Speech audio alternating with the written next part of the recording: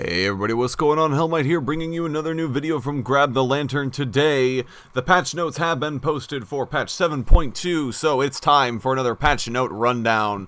As always, today I'm going to be going through the most important changes in the current patch to give you guys a bit of a heads up on what's going to be going live tomorrow. So, to get started with, we do have the Warwick update contained in patch 7.2. Get excited, it's going to be great. I can't wait to wolf jump at people and tear them to shreds. It's going to be awesome. Anyways, moving on. First up is Darius. He is getting nerfed in this patch. Consistent early on, the level 1 all-in is actually crazily good and often results in a kill. And you basically can't fight Darius at early ranks because Noxian Might guarantees he wins the trade. So, accordingly, he's getting nerfed. Noxian Might's attack damage is down levels 1 through 14, and the Q handle hits will do 35% of normal damage from 50%. This means that good Dariuses will still be able to get their full damage, bad Dariuses will not, and he doesn't get quite as much of a bonus out of Noxian Might, making it a little bit easier to trade with him. Next up, Katarina is also getting nerfed. She's another really strong lane bully at the moment, and primarily this is because Shunpo allows her to get a lot of free damage on someone with not very much gameplay. As she's an assassin, and she's supposed to be more about outplays and cool dagger jukes as opposed to just clicking on someone with a Shunpo for guaranteed damage, she is accordingly getting her Shunpo AD ratio reduced. Whether or not this is enough is beyond me, but we'll find out. Next up, Nidalee is getting buffed. Hopefully not returning to her Queen of the Jungle status, but Riot is attempting to give her some outside of the jungle power back. Accordingly, her bushwhack traps are now invisible and have 3 health in the same vein as stealth wards. They are also disabled by control wards, and she can only put down 10 of them at max rank as opposed to unlimited like she used to be able to. However, they're invisible, so it's a lot harder for people to tell when they're about to step on a trap and proc the hunt, giving Nidalee a little bit more power. Additionally, Primal Surge will heal for more. So overall, Nidalee buffs, hopefully she starts seeing play in other lanes, maybe even seeing play back in the jungle, but just not quite as oppressive as she was before. Next up, Lethality is getting buffed. If you're not aware, Lethality is what they replaced Flat Armor Penetration with, and it's basically kind of sort of Flat Armor Pen, but not really in scaling with champion levels and a few other things. It's not really that great at the moment, so Riot is buffing it. Instead of granting 40% of its value as flat armor penetration at early levels, now it grants 60% of its flat value as armor penetration. What this means is if you have 10 lethality, for example, which seems low, ordinarily you would be getting 4 flat armor pen from that. Now you'd be getting 6 flat armor pen from that, making lethality much better in the early game. So assassins like Talon and Zed will feel a little bit better about buying lethality early, whereas before they just didn't. Next up, we have a couple of changes to items, specifically Redemption and Knight's Vow, the 2 new items introduced in the pre-season. If you haven't been aware, Redemption is really busted at the moment, so it needs to be nerfed. Its heal has been not gutted, but it does heal for much less than it used to now. The idea being that it was way too consistent and actually would heal half a champion's health bar, which seemed really silly. Knight's Vow is getting buffed by a little bit in just that it's cheaper.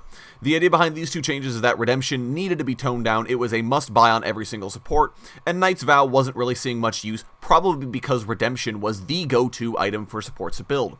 They didn't want to buff Knight's Vow too much, since they don't know if it's in a good spot or not, it just wasn't getting bought, so the slightly reduced cost makes it a little bit more attractive, and the fact that Redemption was nerfed helps it out a little bit as well.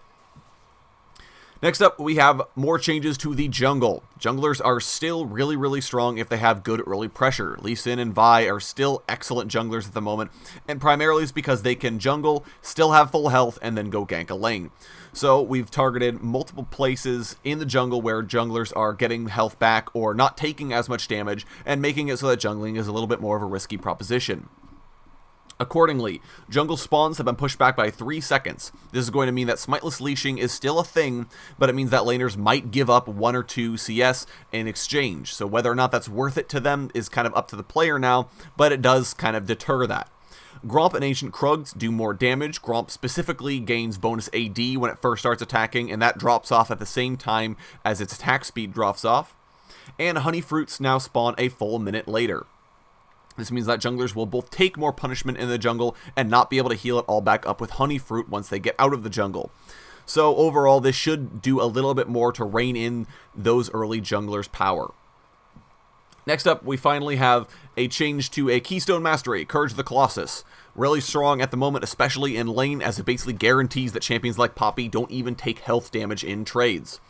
Accordingly, the shield strength has been reduced fairly massively. I believe it's down to 54 from 180 at level 18. However, it now scales with the number of nearby enemy champions, meaning that if you Poppy tackle somebody and everyone's nearby, you will get a bigger shield than you would have before. This also means, though, that if you Poppy tackle someone in lane, you will have a very small shield. Additionally, Courage of the Colossus duration is down to 3 seconds from 4. Overall, this is much more of a team fight oriented mastery now, and if you really want something that helps you enhance your trades in the top lane, Grasp of the Undying is a little bit more attractive now. Whether or not it's more attractive or not, I don't know. And finally, we have a Summoner spell nerf. Ghost is getting nerfed. Right now, the current issue with it in the mid lane is that it serves as sort of a second oh shit button. You can kind of hit Ghost or Flash when the enemy jungler shows up and be reasonably assured of getting away because Ghost grants all of its movement speed immediately. After the nerfs, Ghost's movement speed will now ramp up over 2 seconds to its old value, meaning that you have to think about it a little in advance and not simply pop Ghost the second danger appears on your screen. Takes a little bit more counterplay and takes a little bit more skill in order to use appropriately.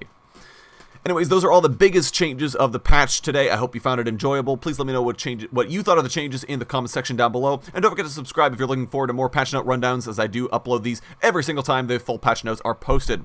Once again, thank you guys so very much for watching, and I will talk to you all later.